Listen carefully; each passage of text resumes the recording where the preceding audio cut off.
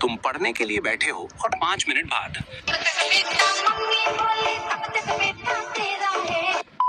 हमारी जनरेशन का average attention span 1 minute से भी कम है, लेकिन फिर भी कुछ बच्चे घंटों घंटों तक पढ़ाई कर पाते हैं और कुछ नहीं। इन दोनों में बस एक चीज का डिफरेंस है, फोकस का। देखो, फोकस करना कोई टैलेंट नहीं है, ये एक स्किल है जिसकी वजह से एक एवरेज इंसान भी एक्स्ट्राऑर्डिनरी गोल को अचीव कर सकता है। ज्यादातर लोग सोचते हैं उनमें ही कोई कमी है, लेकिन असली कमी इन 5 हैबिट्स की है, जो अगर तुम प्रैक्टिस करना शुरू कर दो तो तुम्हारा फोकस इंसेनली शार्प हो जाएगा। नंबर 5 सबसे पावरफुल है। चलो शुरू करते हैं। हैबिट 1, मल्टीटास्किंग छोड़ो, सिंगल टास्किंग शुरू करो। मल्टीटास्किंग अवॉइड करने को तो सब बोलते हैं, लेकिन फिर भी तुम 4 काम एक साथ करते हो क्योंकि तुम्हें लगता है तुम एफिशिएंट हो।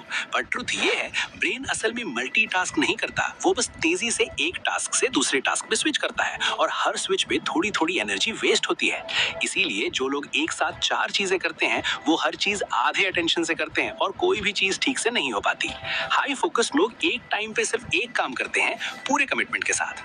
अगली बार जब काम करो, फोन दूर रखो और सिर्फ एक चीज को पूरा अटेंशन दो, यही असली प्रोडक्टिविटी है। हैबिट 2, तुम डिस्ट्रैक्शंस को पहले से इजाजत दे देते हो। तुम काम शुरू करने से पहले नोटिफिकेशंस ऑफ नहीं करते, फोन हाथ की दूरी पे रखते हो। तुम सोचते हो तुम्हारी विल पावर नोटिफिकेशंस को इग्नोर कर लेगी, पर ट्रुथ ये है, जब भी फोन की स्क्रीन ऑन होती है, ब्रेन की अटेंशन अपने आप उस तरफ चली जाती है, चाहे तुम फोन उठाओ या ना उठाओ। हाई फोकस लोग विल पावर पे डिपेंड नहीं करते, वो एनवायरनमेंट को ऐसा डिजाइन करते हैं ताकि डिस्ट्रैक्शन होने का मौका ही ना मिले। फोन दूसरे कमरे में रखो, नोटिफिकेशंस पूरी तरह बंद करो, सिर्फ जरूरी टैब्स खुले रखो। इसको बस एक बार करके देखो, फर्क साफ दिखने लगेगा। हैबिट 3, तुम्हारा डीप वर्क का फिक्स्ड टाइम नहीं है। तुम पूरे दिन थोड़ा थोड़ा काम करते रहते हो, कभी 10 मिनट, कभी 20 मिनट, बीच बीच में ब्रेक्स लेते हुए। तुम्हें लगता है तुम पूरा दिन प्रोडक्टिव रहे, पर एक्चुअली तुमने कभी भी अपने ब्रेन को डीप फोकस में जाने का मौका ही नहीं दिया। फोकस में जाने के लिए ब्रेन को वार्म अप टाइम चाहिए होता है, उसके बाद ही असली डीप वर्क शुरू होता है।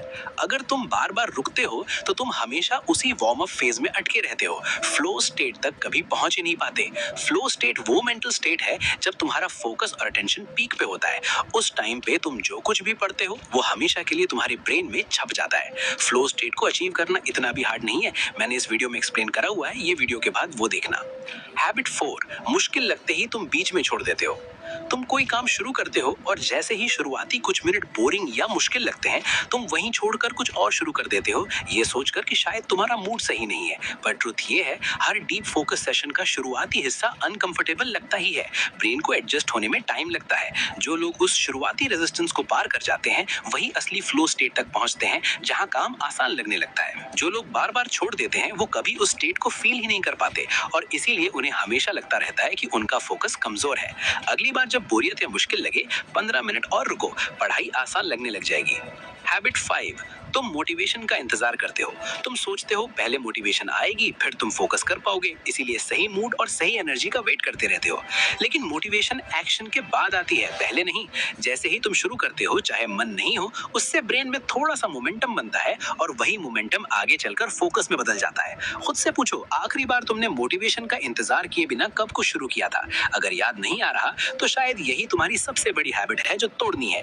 अगर सारे पॉइंट्स एक जगह रखूं तो वो ये है, मल्टीटास्किंग अवॉइड करो, विजिबल डिस्ट्रैक्शंस हटाओ, फिक्स्ड वर्किंग आवर्स बनाओ, स्टार्टिंग सबसे हार्ड होती है और मोटिवेशन का कभी वेट मत करो।